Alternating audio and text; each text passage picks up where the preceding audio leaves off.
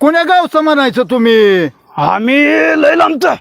लांबचं म्हणजे लांबचीच असतात पण आलाव कुठून? आम्ही कोल्हापूरचं.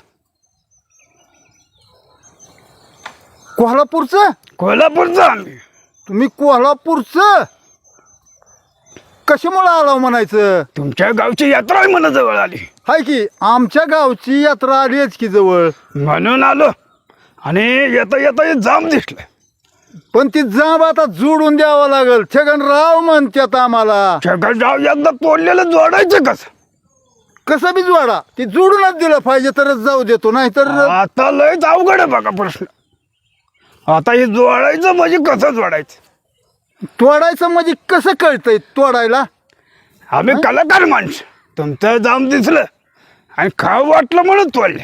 बरं